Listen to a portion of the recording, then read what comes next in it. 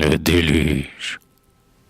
Pourquoi, d'une vague implacable, vieil océan, viens-tu toujours battre de ta prison de sable les indestructibles contours? Tu perds ton temps, tu perds ta peine. Ne vois-tu pas que cette arène à ta colère sert de frein? Que tu viens t'épuiser contre elle comme un enfant dont la main frêle heurterait des barreaux d'airain. Est-ce pour frapper d'épouvante les peuples rangés à tes bords que sur ta falaise mouvante tu rejaillis avec effort? Mais nul n'a peur de ta menace. Chacun de nous choisit la place la plus voisine de tes flots. Insoucieuse et tranquille, tu vois jusqu'au sein de tes lits les nations vivre en repos. Cesse donc, ô mer en démence, de bondir ainsi contre nous. N'as-tu pas tout le gouffre immense pour y déchaîner ton courroux? Épargne enfin ces vieilles rives, que de tes lames convulsives le choc trop longtemps ébranla. Ta colère est stérile et folle, car tu sais bien qu'une parole a dit, tu t'arrêteras là. Tu le sais bien, mais non, peut-être. As-tu perdu le souvenir de l'heure lointaine où ton maître fit ses bords pour te contenir? Peut-être as-tu, pour ta gloire, gardé seulement la mémoire d'un jour plus fameux et plus grand, ce jour où ton flot sublime se dressa du fond de l'abîme et partit comme un conquérant.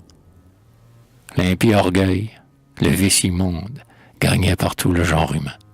L'iniquité, reine du monde, l'avait pris déjà dans sa main. Dieu se leva. Faisons justice, il est temps que j'anéantisse les œuvres d'un globe pervers, et que le châtiment efface jusqu'aux vestiges de la race qui profane cet univers.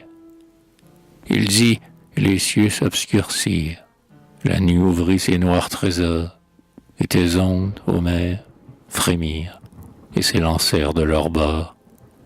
Et les nations refoulées devant les eaux amoncelées, partout reculèrent d'horreur. Mais, hélas, que servit la fuite? Les eaux étaient à leur poursuite, courant plus vite que la peur. Le monstre avait rompu sa chaîne, de sa cage emportant les gonds. Terrible, il franchissait la plaine, retentissante sous ses bonds. Loin de ta plage escaladée, tu broyais aux mers débordées, arbres, maisons, champs nourriciers. Tes vagues roulaient sur la terre, comme des chariots de guerre, traînés par de fumants coursiers. Alors, à travers les campagnes, on vit, comme de grands troupeaux, s'enfuir vers les hautes montagnes, les peuples chassés par les eaux. On vit la race humaine entière, assiégée, sombre fourmilière, les plateaux des monts trop étroits, pressés, entassés, par 100 000, le fort étouffant, le débile, les sujets marchant sur les rois. Prêtresse des plaisirs infâmes, pontife des dieux imposteurs, soldats superbes, faibles femmes, tout se rua vers les hauteurs. Les grands bois tout gravis les tiges, chacun, tel était leur vertige, emportant son plus cher trésor, l'amant sa complice adorée, le pauvre marchand sa denrée, l'avare son sac gorgé d'or. Ô désespoir, le flot approche, le voici fumant et grondant, gravissez encore cette roche, étreignez ce rameau pendant. Vers des retraites inconnues, on vit jusqu'au sein des nues s'élancer les pâles humains. Et, surprises dans ces retraites, les mères dressées sur leurs têtes, les enfants noyés dans leurs mains. En vain les vierges éperdues tombent et roulent à genoux, et de leurs pâles mains tordues conjurent le flot en courroux.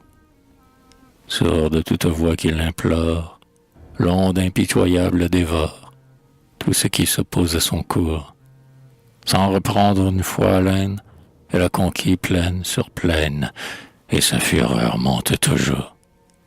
Elle monte, et du ciel qui penche, toutes ces urnes à la fois, la verse en cascade s'épanche, et des cités crèvent les toits.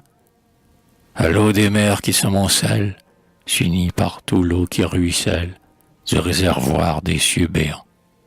Partout descendent les nuages, et partout monte sur les plages l'éruption des océans.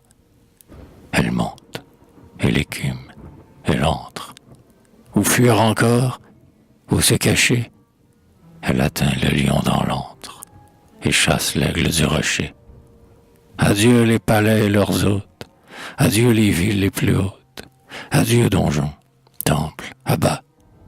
Au lieu où régnait le luxure, les morts se cherchent leur pâture, et le phoque y vient mettre bas. Sous les trombes, sous les tonnerres, et sous les vents et sous les eaux, craquent les palmiers centenaires, s'émiettent les monts en morceaux. L'aspect du globe se transforme, ce n'est plus qu'un fantôme énorme qui n'a ni couleur ni contour. L'espace, envahi par les vagues, se perd en des horizons vagues, éclairés d'un sinistre jour. Et pêle-mêle, à leur surface, flottent cadavres et mourants, et débris que le flot amasse, qu'il roule au hasard des courants. Et par troupeaux, le cerf qui brame, le tigre, l'ours, l'hippopotame, et le mammouth démesuré. Et, fatigué d'un vol suprême, du haut des cieux l'aigle lui-même, au gouffre amer tombe effaré. Plus de rivages, plus de digues, rien que la mer partout, qui se répand, qui se prodigue d'un bout du globe à l'autre bout. Dans son élan que rien n'arrête, elle gravit, de crête en crête, les monts les plus audacieux, toujours, encore, sans relâche, jusqu'à ce que son onde cache le pic le plus voisin des cieux. Triomphe donc, vague sublime, chante ta victoire, océan, tu foules les plus fières cimes, Atlas, Himalaya, Liban. Dans ton sein les cèdres superbes sont affaissés comme des herbes et tremblent comme des roseaux. Ta vague est partout répandue, tu promènes sur l'étendue la masse immense de tes eaux. Triomphe. À ce moment, le globe, c'est toi seul, c'est ton flot uni. Triomphe. Des plis de ta robe, tu vas balayant l'infini. Auteur du plus grand des désastres, tu jettes jusqu'au front des astres ton écume au rire insultant. Rien, plus rien sur ton eau sans borne, si ce n'est un navire morne qui semble un sépulcre flottant. Mais, en proclamant ta victoire, hâte-toi surtout d'en jouir, car l'heure unique de ta gloire sera prompte à s'évanouir. Bientôt, abaissé de ce fait, tu devras rendre ta conquête et redescendre de si haut pour que ton onde se retire. Que faut-il? Il faut un zéphyr et la volonté du Très-Haut. Le zéphyr souffla, les nuées s'ouvrirent au septentrion. Dieu, sur les eaux diminuées, fit descendre un premier rayon. Le sol reparaît, la grande arche arrête son saint patriarche. Sur un sommet d'où l'onde a fui, il offre un sacrifice au Dieu terrible, au Dieu propice, qui sauva tout un monde en lui.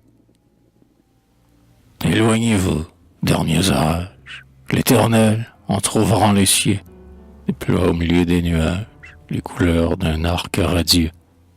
La terre dans cet arc immense admire un signe de clémence, tandis que l'océan dompté ne voit dans le céleste emblème qu'un joug imposé par Dieu même à son fol orgueil révolté.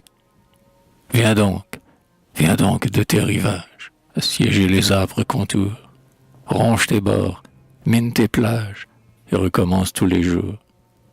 Mais souviens-toi, mère insensée, que la main qui t'a repoussé a désormais fixé tes lois, et que ton flot en vain se lève contre les sables d'une grève qu'il ne franchira pas deux fois.